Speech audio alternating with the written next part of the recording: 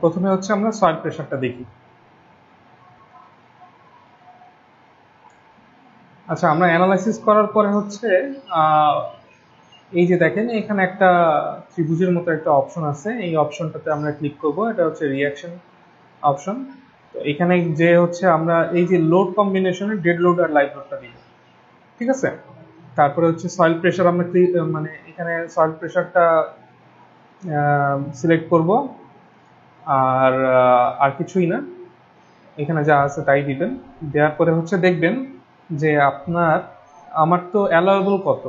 আমার অ্যালাউয়েবল হচ্ছে আমি বলছিলাম, আচ্ছা আমার অ্যালাউয়েবল কত ছিল, অ্যালাউয়েবল ছিল হচ্ছে 4000 পিএসএফ বা 4 কেএসএফ।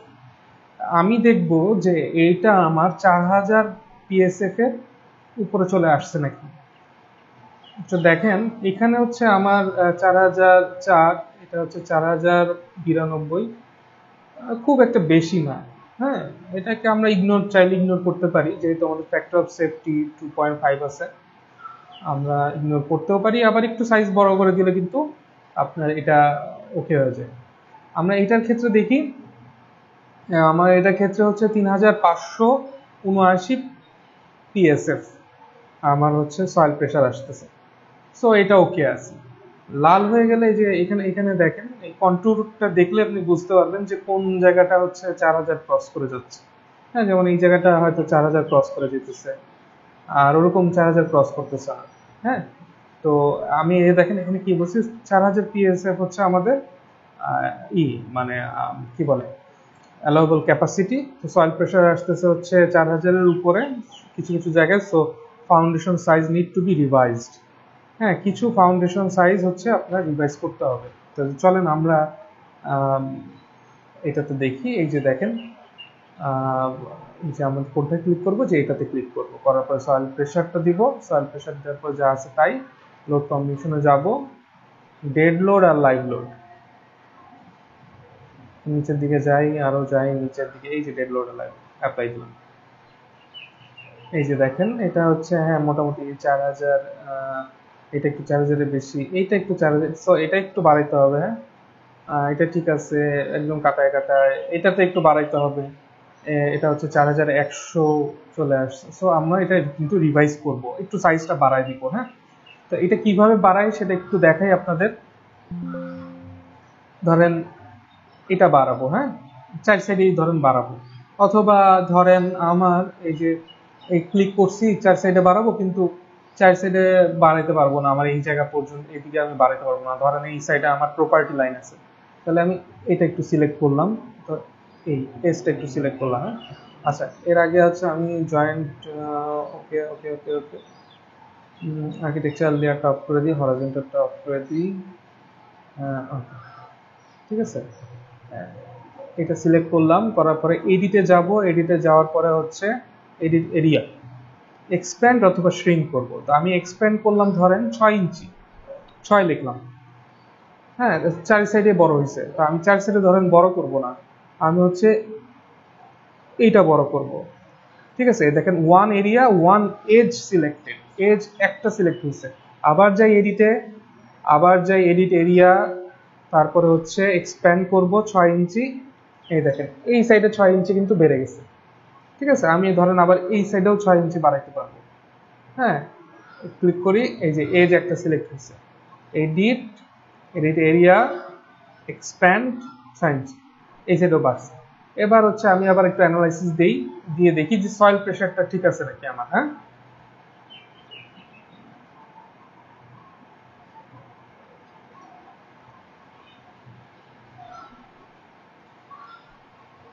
দেখেন এখন কিন্তু মোটামুটি ঠিক, এই জায়গাটা একটু বেশি হয়ে যায়। হ্যাঁ, এখানে আমার 4700 এরকম চলে আসে। তো আমার এদিকেও বাড়াইতে হবে। হ্যাঁ, এটা আমরা এদিকেও একটু বাড়াই। এইভাবে ট্রায়াল এন্ড রান দিতে হবে আপনার। ঠিক আছে, এডিট এরিয়া, এক্সপ্যান্ড 6 দিলাম। দেখি তো এবার একটু রান দিয়ে।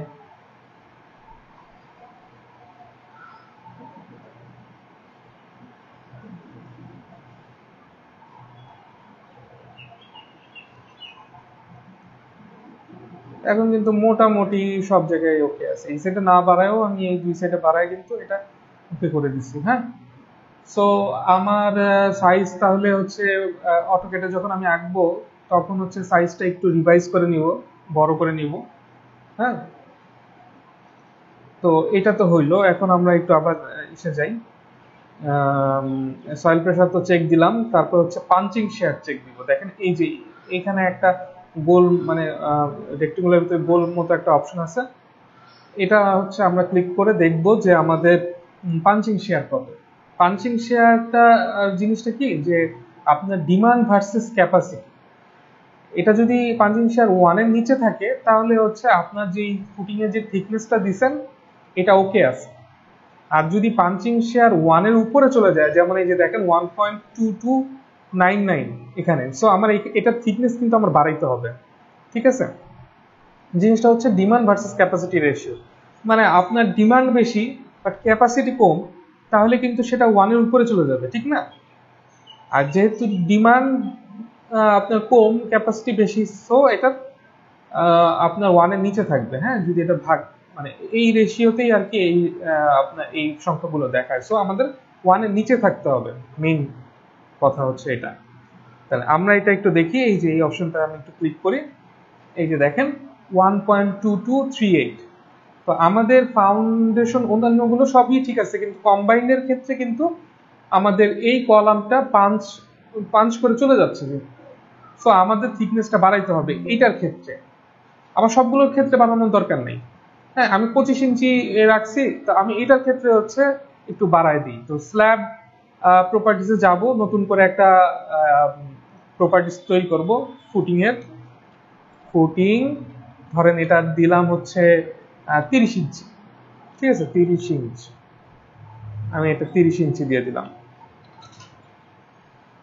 ওকে ওকে, এখন আমি এটা ক্লিক করি, ক্লিক করে অ্যাসাইনে যাই, তারপরে হচ্ছে স্ল্যাব প্রপার্টিস ফুটিং, 30 ইঞ্চি। এই দেখেন এটা 30 ইঞ্চি হয়ে গেছে। হ্যাঁ, এবার আমি এটা ই করি, আবার অ্যানালাইসিস দেই,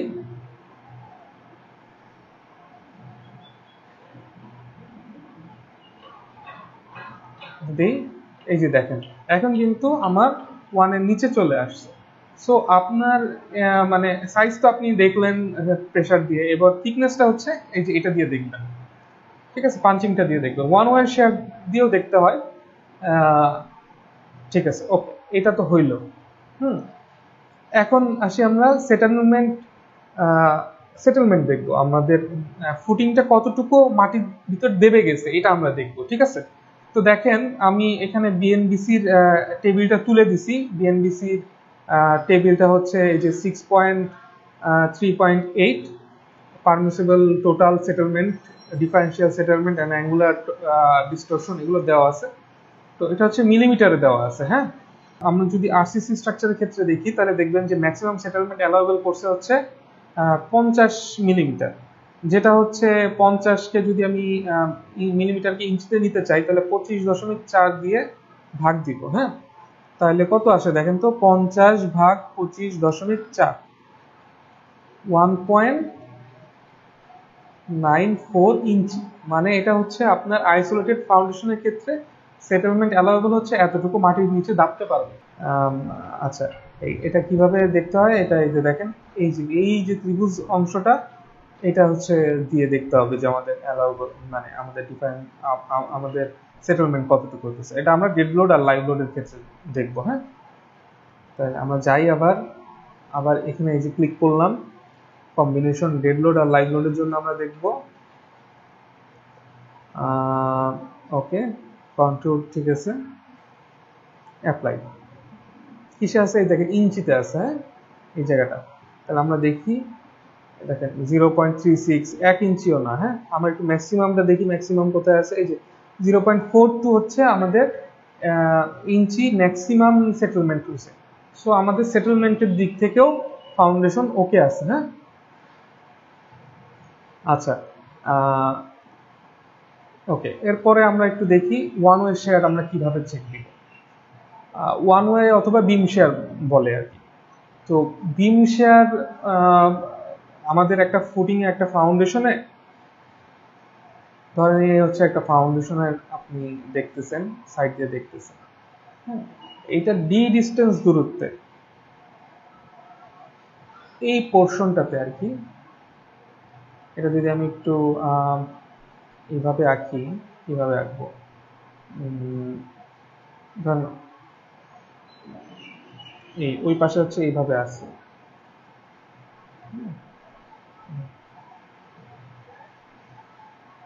ধরেন আমি এটা কেটে সরাই নিলাম, হ্যাঁ, এই পোর্শনটা কেটে এখান থেকে সরাই নিলাম, এটা হচ্ছে আপনি সেকশনটা দেখতেছেন, এই সেকশনের আপনার ক্যাপাসিটি আছে নাকি, হ্যাঁ, আমি যদি এটা একটু, আচ্ছা এটা একটু মুছি, হ্যাঁ, সুন্দরভাবে আঁকি, আঁকতে ভালো পারি না,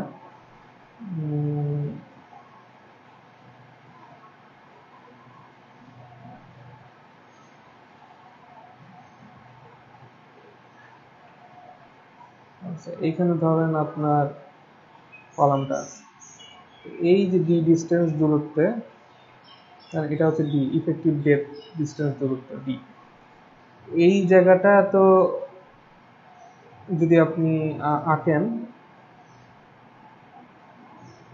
এই যে এই পোর্শনটা, হ্যাঁ, এই পোর্শনটার ক্যাপাসিটি আপনার আছে নাকি, যে পরিমাণ স্ট্রেস এই এরিয়ার উপরে, মানে এই যে কাটার পরে যে এরিয়াটা আপনি সেকশনটা দেখতে পারবেন, এই এরিয়ার সে ক্যাপাসিটি আছে নাকি স্ট্রেস নেওয়ার মতো, সেটা হচ্ছে আমরা চেক দিব, হ্যাঁ, এটা হচ্ছে ওয়ান ওয়ে শেয়ার।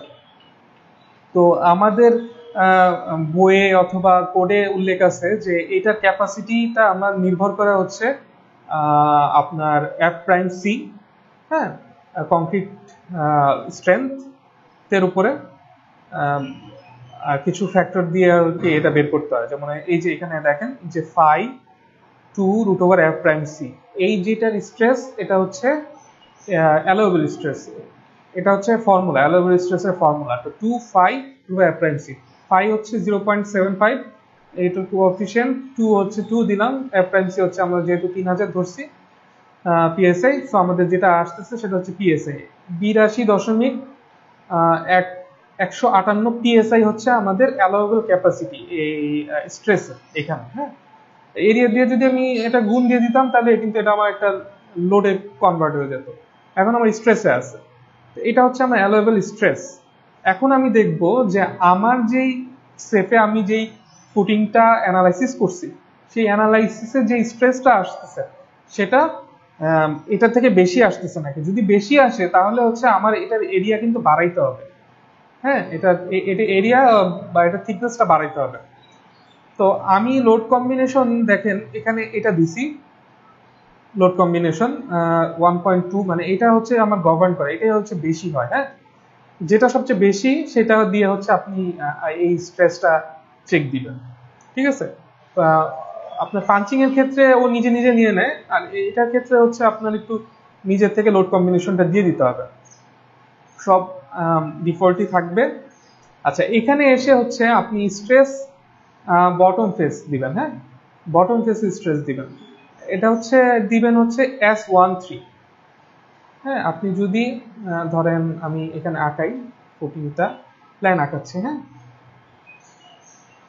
প্ল্যান আঁকাচ্ছি, এটা কেন আমি S13 দিচ্ছি, হ্যাঁ, এটার 13 দেওয়ার কারণ হচ্ছে এটা হচ্ছে 1, ঠিক আছে, আর এটা হচ্ছে 2, মানে সেফ আর কি, ওই যে ফেসটা এটাকে 2 ধরে, এই ফেসটাকে আমার 1 ধরে, আর উপরের যে ফেসটা সেটাকে 3 ধরে, হ্যাঁ, মানে আপনার পারপেন্ডিকুলার টু স্পিন যেটা, সেটা হচ্ছে 3।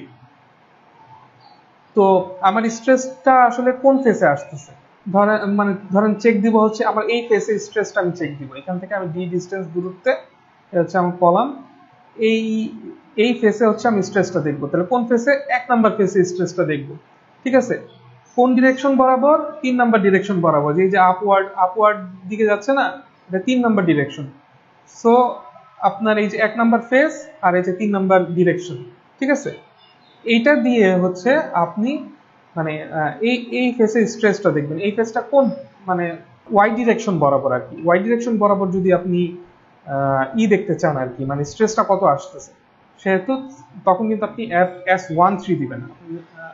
না বুঝলে আরেকবার একটু ব্যাক করে দেখে নিতে পারেন আমি কি বলছি। এই যে দেখেন এখানে বলে দিচ্ছি যে for one way shear check select component 13 for Y direction and S23 for X direction. S13 দিয়ে দেখব যে আমার এই যে 82.158 PSI এটা মানে আমার অ্যালাউয়েবল এটা থেকে বেশি আসতেছে নাকি। চলেন আমরা সফটওয়্যারে যাই। আচ্ছা দেখেন আমরা কি করতে চাইছিলাম, শো স্ল্যাব স্ট্রেস, ওকে, স্ট্রেস এট বটম ফেস। আচ্ছা এটা হচ্ছে আমার একদম যেটা গভর্ন করে, আমার কাছে মনে হয় যে এটাই গভর্ন হয়। হ্যাঁ, S13, ঠিক আছে। কি কিসে আছে দেখেন, পিএসআই আছে। আমরা একটু পিএসআই নেই, এই যে ইউনিটে ক্লিক করার পরে আপনি এখানে এটা দিতে পারেন। এই যে পিএসআই এর জন্য এই যে ওকে দিলাম, ওকে। এখন গিয়ে এই যে পিএসআই তে আছে। আচ্ছা আমরা এই যে স্ল্যাব ম্যাশ করছিলাম না, ম্যাশ, এই দেখেন আমি যদি এখানে ক্লিক করি, হ্যাঁ, এই এই পোরশনটাতে হচ্ছে আমি মানে আমি জানি না আমার ডিপ পোরশনটা কোন দিকে, হ্যাঁ, কোন জায়গায় আমার ডি পোর্শনটা। সো এই কারণে হচ্ছে আমি কিন্তু মেশ করছি এইভাবে, এই লেভেল এই ডিরেকশনে আমি দেখবো যে আমার কত পিএসআই আসতেছে। দেখেন 82 পিএসআই কিন্তু নাই আমাদের, কিন্তু স্ট্রেস আসতেছে 19, 18 এরকম পিএসআই আসতেছে। দেখি তো একটু বেশি কোন জায়গায় আসে। ধরেন এই যে হচ্ছে এখান থেকে এই যে এটা 21 পিএসআই। সো আমাদের এটা ওকে আছে। আমরা 2-3 দেখি একটু, মানে এই থিকনেসটা ওকে আছে। হ্যাঁ, 2-3 ক্ষেত্রে দেখি এই হচ্ছে এই এখানে দেখি। আপনি কাছে নেবেন না, কিন্তু একদম কলামের কাছে নিলে কিন্তু অনেক স্ট্রেস চলে আসবে, সেটা না। আমরা ডি ডিস্টেন্স দূরত্বে আমরা দেখব যে আমাদের কত পিএসআই। ওকে, তো আমাদের এখানে সব কিছুতেই ওকে আছে। হ্যাঁ, আমাদের 82 পিএসআই হইতে গেলে দেখেন কন্টুরটা কি হওয়া দরকার, এই যে লাল হওয়া উচিত, কিন্তু আমাদের তো লাল নাই কোনো জায়গায়। হ্যাঁ, এই একদম এখানে আছে, কিন্তু এটা তো কলামের জায়গা, এই জায়গা হবে না, ডি ডিস্টেন্স দূরত্ব দেখতে হবে। তো আমাদের ওয়ান ওয়ে শেয়ারে এটা ওকে আছে, এই সিদ্ধান্তে আমরা উপনীত হইতে পারলাম। আচ্ছা এখন আসি, এই যে দেখেন ডি ডিস্টেন্স দূরত্বে হচ্ছে আমরা দেখছি যে কত আমাদের আসে, যে 31 পিএসআই এর মতো আসে। আচ্ছা এখন হচ্ছে আমরা আপলিফট চেক দিব। আপলিফটটা কি, আমার ফুটিংটা মানে উপরের দিকে উঠে যাচ্ছে নাকি, মানে মোচড় খেয়ে উপরের দিকে উঠে যাচ্ছে নাকি, সেটা আমরা চেক দিব। তো সেটা চেক দেওয়ার জন্য আমরা একটা লোড কম্বিনেশন ইউজ করি। এই যে দেখেন এটা হচ্ছে ডেড লোডের মানে ডেড লোড কেস, আর এটা হচ্ছে ল্যাটারাল লোডের কেস, ডাব্লিউ এবং আর্থকোয়েক, মানে উইন্ড এবং আর্থকোয়েক কিন্তু ল্যাটারাল লোডের কেস। তো প্রশ্ন আসতে পারে যে আমি এখানে কেন 0.9 ডি দিয়ে করলাম আর কি। হ্যাঁ, এই কম্বিনেশনে কেন করলাম, দেখেন আমাদের যদি বিল্ডিংটা এরকম হয় যে সরি ধরেন সরি এটা ফুটিং, হ্যাঁ, ফুটিংটা যদি এরকম হয়, উপরে তো আরো ডেড লোড আছে, স্ল্যাব আছে, তো এই ডেড লোডটারে আমরা কমাইলাম, কমাই হচ্ছে ল্যাটারাল লোড যেটা সেটা হচ্ছে মানে কমাইলাম না, যেটা ল্যাটারাল লোড যেটা যেভাবে আসে আর্থকোয়েক এবং উইন্ড সেটাই রাখলাম। হ্যাঁ, তাহলে কি হলো, এটা কিন্তু মোচড় খাওয়ার চান্সটা বেড়ে গেল। যদি ডেড লোডটা সেম রাখতাম তাহলে মোচড়টা বা এটা আপলিফট, এই ফুটিংটা যে এইভাবে আপলিফট করবে সেটা কিন্তু চান্সটা একটু কমে যায়। তো আমরা কনজারভেটিভের জন্য, মানে জিনিসটা কনজারভেটিভ করার জন্য আমরা ডেড লোডটা কমাই দিছি, যাতে ল্যাটারাল লোডের যেই প্রভাবটা সেটা বেশি আসে। দেখেন আমি এখানে বলে দিছি যে this combination is used when uplift may occur and it reduce dead load to be conservative and applies full lateral and uplift force. তো লোড কম্বিনেশন কিভাবে করতে হয় সেটা আমি এখানে দেখা দিচ্ছি। আপলিফট 1 দিয়ে করলাম, ডেড লোড যতগুলো আছে দেখেন এই তিনটা হচ্ছে ডেড লোড লোড কেস, আর আর্থকোয়েকের জন্য একটা দিলাম, দিয়ে হচ্ছে আমি একটা লোড কম্বিনেশন কিন্তু তৈরি করলাম। ঠিক আছে, তো এইরকম লোড কম্বিনেশন আর্থকোয়েকের ক্ষেত্রে বানাইলাম। হ্যাঁ, আর্থকোয়েক এক্স এর ক্ষেত্রে বানাইলাম, ওয়াই এর ক্ষেত্রে বানাবো, তারপর উইন্ডের ক্ষেত্রে বানাবো, ঠিক আছে, প্লাস মাইনাসের জন্য বানাবো। মানে আমি এখানে দেখেন তিনটা আর কি দিয়েছি, তিনটা লোড কম্বিনেশন বানাইছি এইভাবে। তো এই লোড কম্বিনেশন গুলোকে আমি নন লিনিয়ার কেসে কিন্তু কনভার্ট করে নিব। হ্যাঁ, এই যে দেখেন নন লিনিয়ার কেস, এটা এই কনভার্ট ডিফাইনে যে convert combination to non linear uplift case, এখান থেকে হচ্ছে আমি এই তিনটা যেটা আমি করছি, আরো আপনারা করবেন, এই তিনটাকে নন লিনিয়ার কেসে আমি কনভার্ট করে নিলাম। এখন প্রশ্ন আসতে পারে যে আমি কেন নন লিনিয়ারে করলাম, হ্যাঁ লিনিয়ারে কেন করলাম না? আচ্ছা, এর কারণটা হচ্ছে সয়েল কিন্তু আপনার শুধু কম্প্রেশন নিতে পারে, হ্যাঁ টেনশন কিন্তু নিতে পারে না সে। লিনিয়ার কেসে কিন্তু টেনশন কম্প্রেশন দুইটাকেই আপনার কনসিডার করা হয়। লিনিয়ার কেসে আপনার টেনশন হলে টেনশন দেখাবে, কম্প্রেশন হলে কম্প্রেশন দেখাবে, কিন্তু আপনি যখন নন লিনিয়ারে কনভার্ট করে নেবেন তখন হচ্ছে ওই টেনশনটাকে সে আর মানে টেনশন দেখাবে না, আপলিফট হিসাবে দেখাবে। এর মানে হচ্ছে যখন আপলিফট হবে তখন কিন্তু ওইখানে কোনো স্ট্রেস শো করবে না, মানে এই ফুটিং এ যে স্ট্রেস আমার শো করবে নন লিনিয়ার কেস করলে সেটাকে সে আর স্ট্রেস দেখাবে না। তো দেখেন আমাদের হচ্ছে মাইনাস যখন দেখাবে, এই যে এই ভ্যালুটা যখন মাইনাস, এর মানে হচ্ছে নিচের দিকে কম্প্রেশন হচ্ছে, নিচের দিকে। আর যদি আমি এটা লিনিয়ার রাখতাম তাহলে কিন্তু যদি কোনো জায়গায় উঠে যেতে চাইতো তখন সেখানেও আমার স্ট্রেস দেখাইতো, হ্যাঁ তখন সেখানেও স্ট্রেস দেখাইতো, পজিটিভ স্ট্রেস দেখাইতো। কিন্তু আমরা তো সয়েল তো টেনশন নিতে পারে না, হ্যাঁ এই কারণে আমার কিন্তু জিরো দেখাবে। আচ্ছা, এখন আমরা আরেকবার একটু দেখে আসি আমাদের কি আর কিছু করতে হবে নাকি। না, আর কিছু করতে হবে না। এখন হচ্ছে আমরা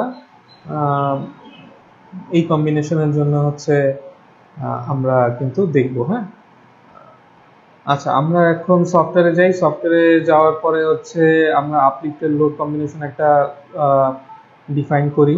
লোড কম্বিনেশনে যাই, একটা নতুন লোড কম্বিনেশন তৈরি করব। ডেড লোড, এই যে ডেড লোড, এটা হচ্ছে 0.9 হবে। তারপরে হচ্ছে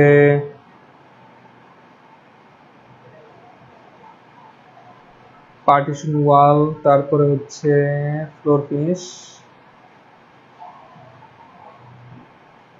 সবগুলো 0.9।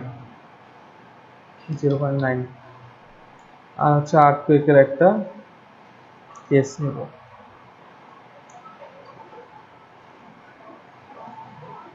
এটা 1। আপলিফট 1 দিলাম। হ্যাঁ, লিনিয়ার এক থাকুক, এটাতে কিছু নাই। ওকে, এখন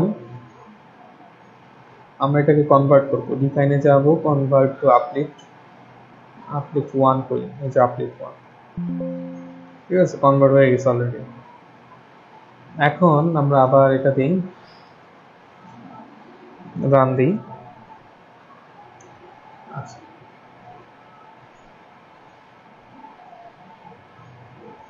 আমরা রিঅ্যাকশনে যাই।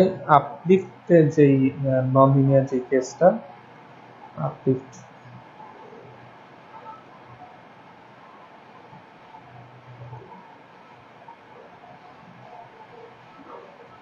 আচ্ছা, এটা তো কেস হিসাবে ডিফাইন হয়েছে। হ্যাঁ, এটা কিন্তু কেস হিসাবে ডিফাইন হয়েছে। সো আমরা এটা কেসে যে আমরা এটা দেখবো। হ্যাঁ, কেস থেকে দেখবো, নট কম্বিনেশন।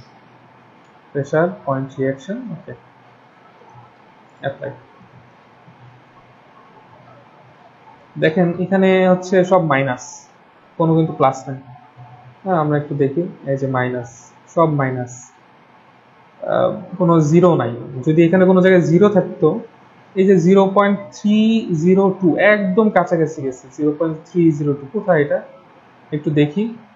এই জায়গাটা কিন্তু একটু উঠে উঠে যাইতো যদি আর একটু হইতো আর কি। তো জিরো হইলে হচ্ছে আপনি কি বলে থিকনেস বাড়ায় লোড বাড়ায় দিতে পারেন। হ্যাঁ, অথবা আরেকটা কাজ করা যেতে পারে, সেটা হচ্ছে যে ফাউন্ডেশনের ডেপথটা, মানে ফাউন্ডেশন 5 ফিটে করতেন, সেখানে 6 ফিটে দিলেন। এতে হবে কি, যে আপনার সয়েলের একটা উপরে যে ওভারবার্ডেন প্রেশার, এটা কিন্তু আসবে, উপরে সয়েল একটা প্রেশার দিবে। সো আমার এটা কিন্তু ওকে আছে। তারপরে কি আছে, তারপর হচ্ছে আমাদের সবগুলো কিন্তু চেক দেওয়া শেষ, হ্যাঁ, আপডেট দেওয়া শেষ। এখন হচ্ছে আমরা ফুটিং ডিজাইনে যাব এবং ডিটেইলিং এ যাব।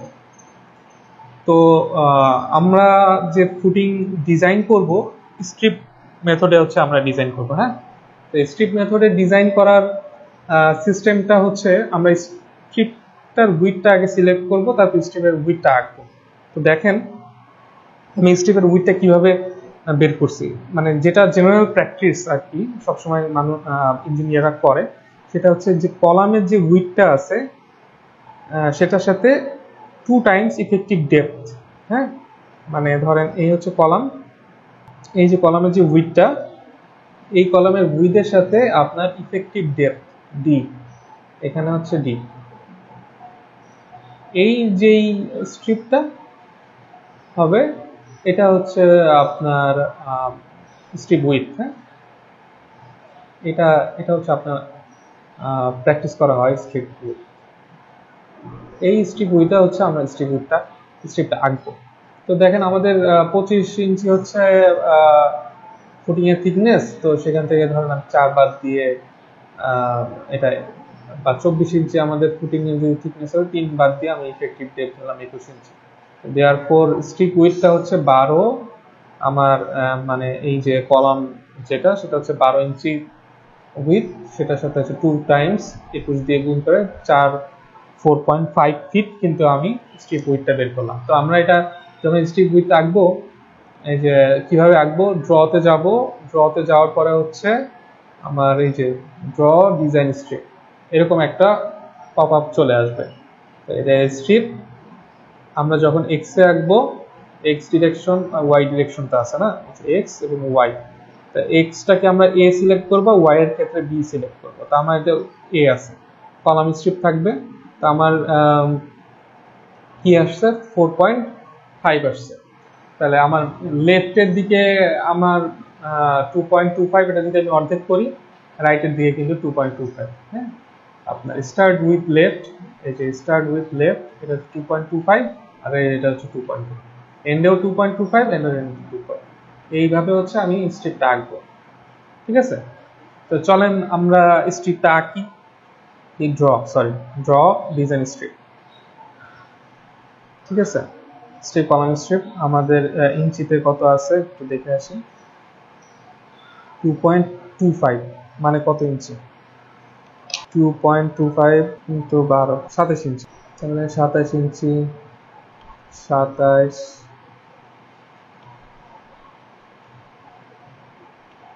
27, 27, 27। ঠিক আছে, এই যে এই আঁকতেছি, এই যে আঁকা কিন্তু হচ্ছে। হ্যাঁ, স্ট্রিপের উইডথটা যদি দেখতে চান তাহলে হচ্ছে আপনার এখানে এই যে শো উইডথ অপশন আছে, ক্লিক করেন, এই যে দেখেন স্ট্রিপের উইডথটা। তো এইভাবে হচ্ছে প্রত্যেকটা আমার আঁকতে হবে। হ্যাঁ, তা আমি এটাও আঁকি একটু। আচ্ছা, এইটার ক্ষেত্রেও সেম, কিন্তু এইটার ক্ষেত্রে কিন্তু আপনার একটু ভিন্ন হবে। হ্যাঁ, এগুলো সবগুলো 12 আছে উইডথ। তো এইভাবে হচ্ছে আমি আঁকবো।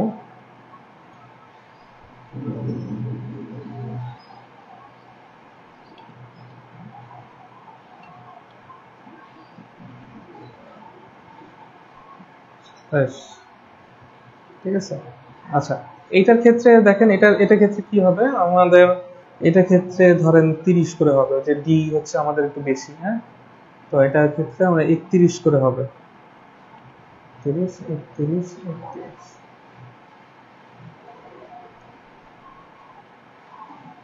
আচ্ছা, এখন প্রশ্ন আসতে পারে যে আমাদের যদি উইডথটা সাইজটা বেশ কম হয়। হ্যাঁ, যেমন ধরেন যে আমাদের এই উইডথটা যদি এমন হতো যে এই সাইডে হচ্ছে 15 আছে 15, তাহলে সেই ক্ষেত্রে আমরা কি করব? তো যেটা বেশি হবে, হ্যাঁ, যে কলামের উইডথটা বেশি হবে সেটা ধরেই হচ্ছে বি হিসাব করে ক্যালকুলেশন করবে। ওকে, এটা কোনো বাদ ধরা কোনো নিয়ম নাই, 1 ফিট করে করলেও হবে, বাট মানে এইভাবে করে রাখাই ভালো আর কি।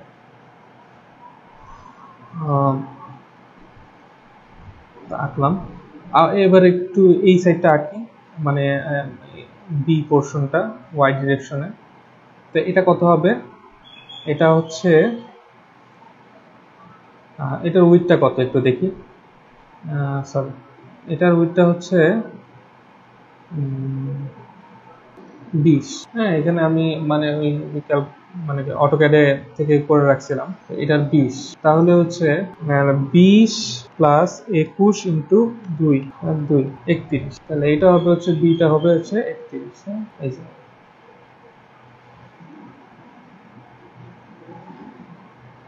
এইভাবে হচ্ছে আমি দিব। আচ্ছা, ওকে, অন্যগুলোও দিব এইভাবে। তো চলেন আমরা এবার এটার অ্যানালাইসিস করি। আচ্ছা, অ্যানালাইসিস তো আমরা এটা দিলাম, দেওয়ার পরে হচ্ছে আমরা দেখি রিইনফোর্সমেন্ট। মানে দেখবেন যে কতটুকু রিইনফোর্সমেন্ট দিবেন, খুব ইজি ওয়ে যেটা আর কি। হ্যাঁ, 16 মিলি রড। হ্যাঁ, 5 নাম্বার মানে হচ্ছে 16 মিলি রড। এটা অ্যাপ্লাই দিই।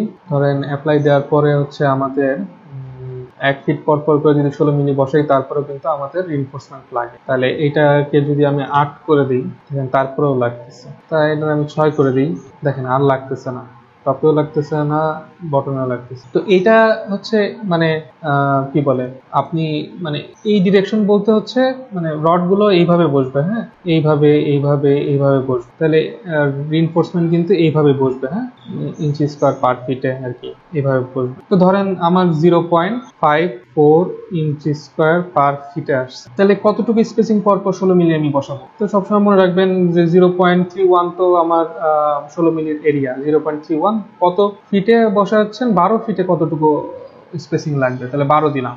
রিকোয়ার্ড কত আমার? 0.54। তো চলেন আমরা স্পেসিংটা বের করি কত হয়। 0. তাহলে 6.88 ইঞ্চি স্পেসিং দিলে, সেন্টার টু সেন্টার স্পেসিং দিলে হয়ে যায়। তাহলে আমরা এটাকে 6 ইঞ্চি ধরতে পারি।